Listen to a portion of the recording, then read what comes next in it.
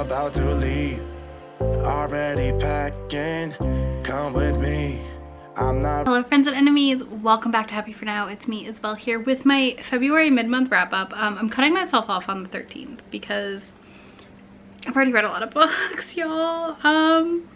Yeah, I've already read a lot of books. I'm in a mood, and that mood involves reading a lot of manga, which means I'm reading a lot more because of that. Like, I can't stop myself. So because of that, I've read 16 books so far just in February already.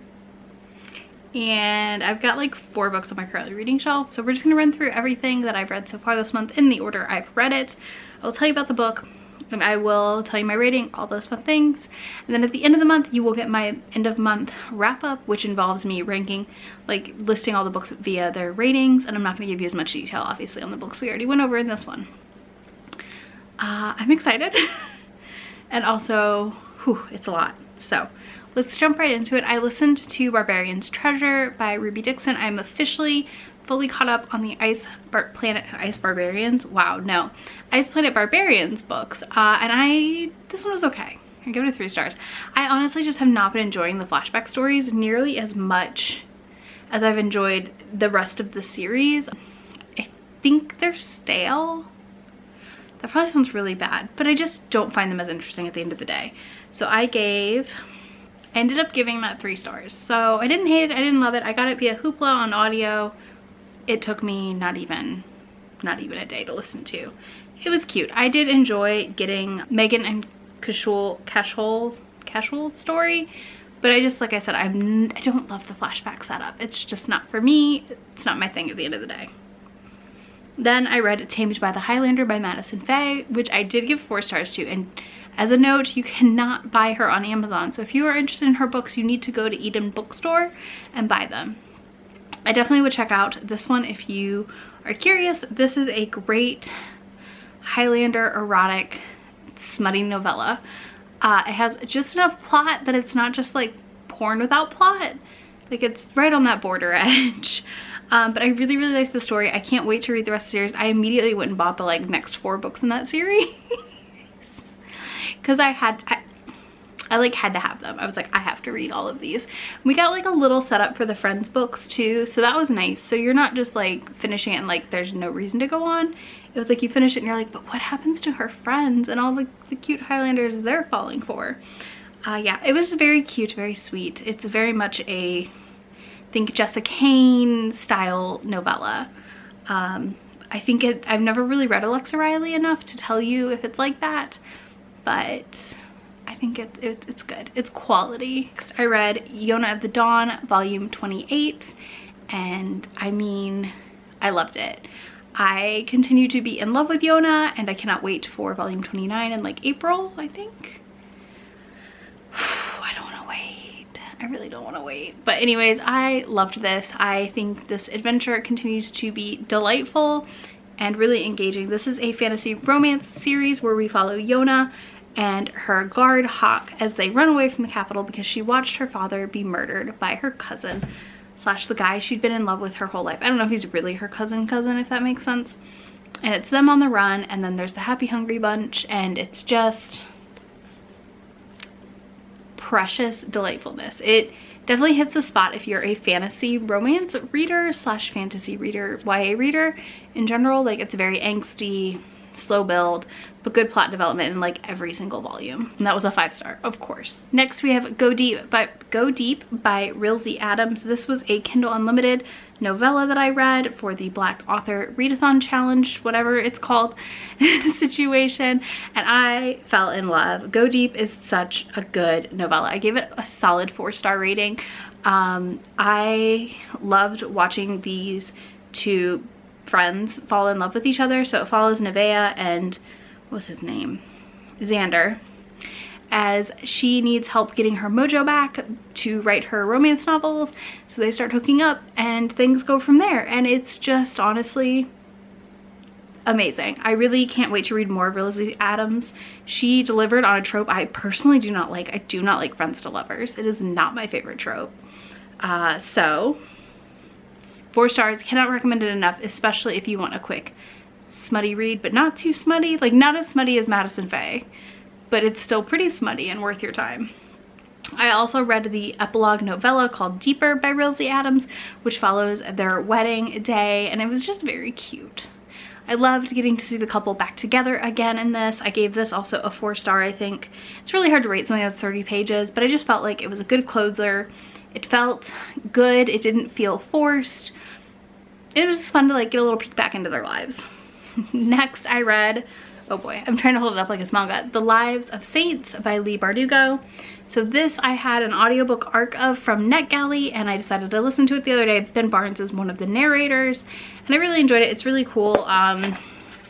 It would probably be a good one to like flip through and read because there's like beautiful art inside. But it goes through all the different saints, and it was just really interesting. I doubt I retained much of it overall, but I just like having it on my shelves. It's pretty, and the audio was delightful, although very, very quick, so don't spend a full credit on it. Then I read Lenora by Chineke C. Higgins, who I really fell in love with the first book in this series, Janine, last year. I think it was during one of the paranormal readathons. It was a really great alpha romance. This is an Omega of the Pack falling in love with her brother's best friend trope, and he thinks that he can't be a proper beta if he has a love interest, and it's just about them overcoming these obstacles. It was a very, very cute, very, very fun. I did not like it as much as I liked Janine, but I still had a good time reading it and gave it a solid 4. There's definitely some of her like taunting him by dating other guys and fun things like that. The smut is very well done in this one as well. Next we have Comet, Can't Communicate, which I read volume 4 of, and no, just 4. So I read volume 4 of this. I was in the middle of it and it got returned to the library, so I had to pick it back up again when it came back, and I continue to really enjoy this story.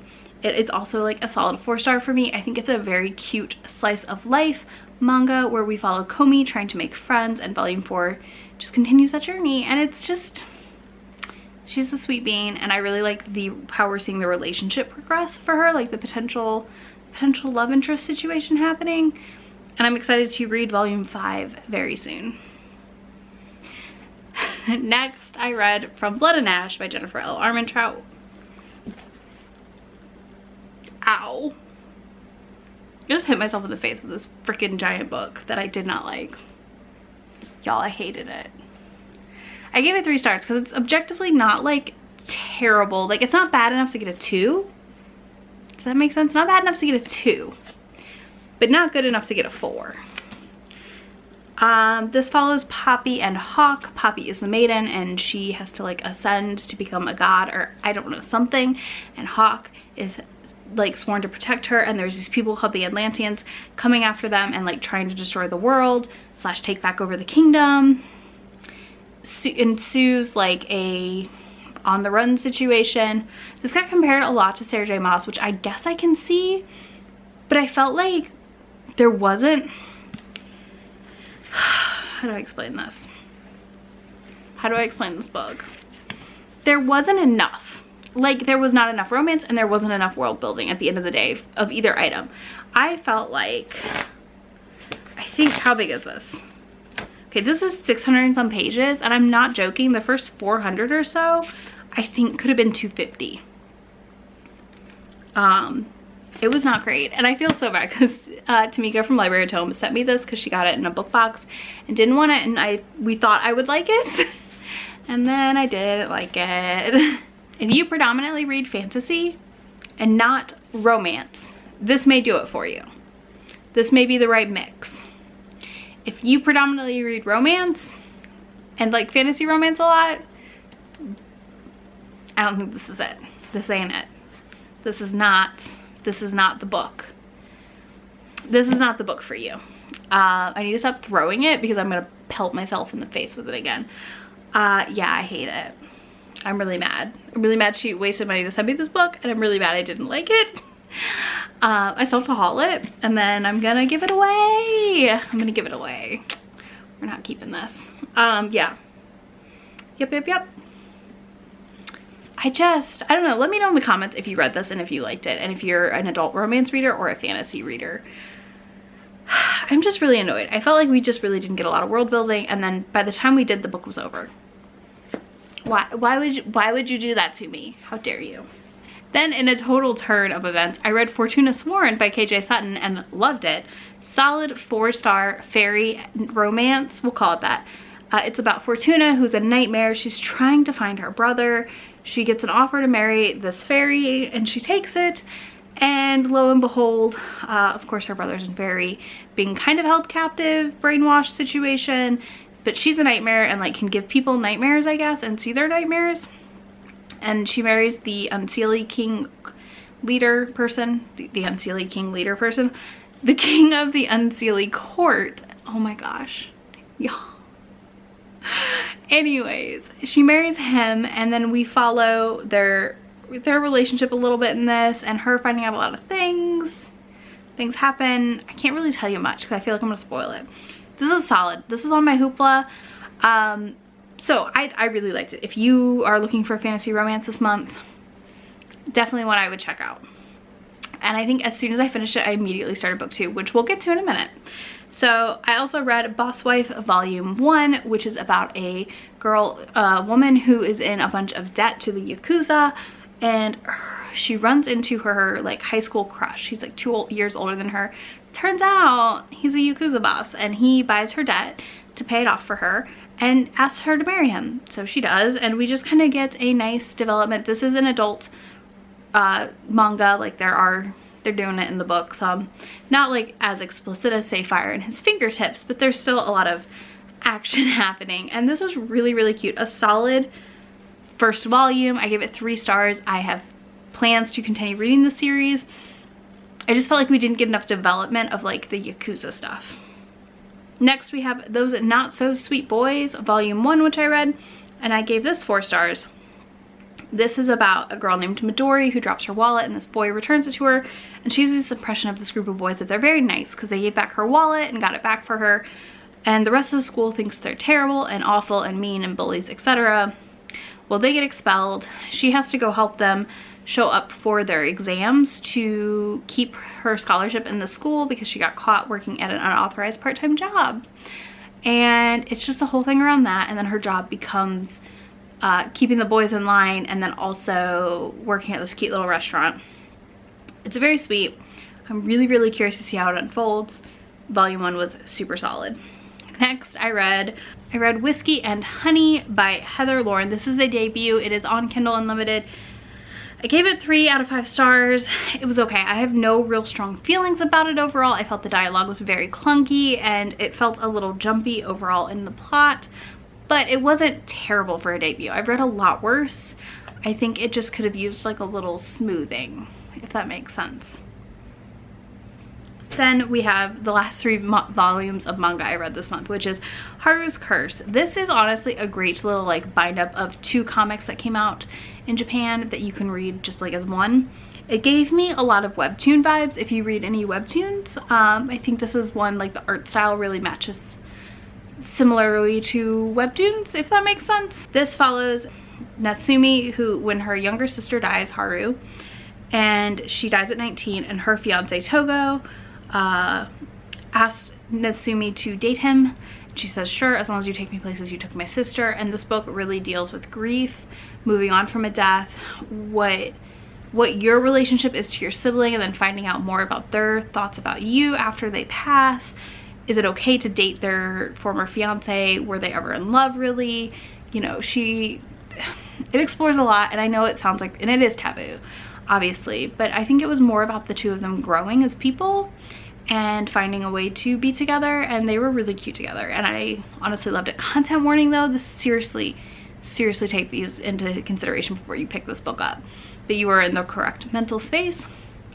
We have grief, we have attempted suicide, discussion of suicide, and suicidal thoughts, death of a family member.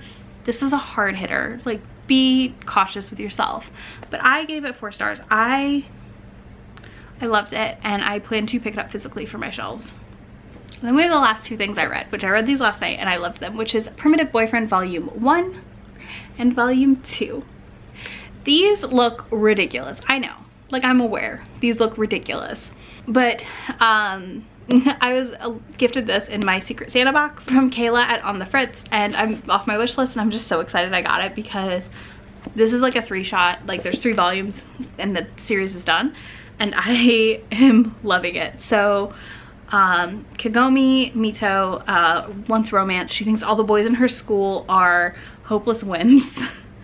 And she prays for divine intervention, and Spica, the goddess of the harvest, sends her back in time to find her true love. So this is Gahari, and she finds him then, and then she gets sent back again and she finds the reincarnation of him, and then I think in volume 3 she finds modern day him. It's a very cute, it's ridiculous too. I've laughed out loud at it multiple times, but content warning, there is like death of animals in this and stuff because she's going back in time. You get what I'm saying? And there's definitely some gore and blood. I didn't think it was too bad, but it's definitely a lot. There's nothing inappropriate in here. It is a teen manga, so it's pretty clean, but it's just a really fun story. I think these are a good pick possibly for my romance reader friends. And obviously I'll have more thoughts on that soon. So yeah, that's everything I've read so far this month. I would love it if you want to tell me your favorite book you've read so far this month, or if you're participating in any of the readathons going on. And if you don't want to do that and you just want to drop an emoji, why don't you drop me a dinosaur emoji of your choosing. I think there's only one dinosaur emoji, but I'm just saying we need a dinosaur emoji party in the comments, like a little dino dance party. So go ahead and do that. You can find links to all the books I talked about in that description box. You can also find links to anywhere to find me on the internet down there. And I will see you in a few days in my next video. Bye, y'all. Really asking, we'll get away to a place where we don't know.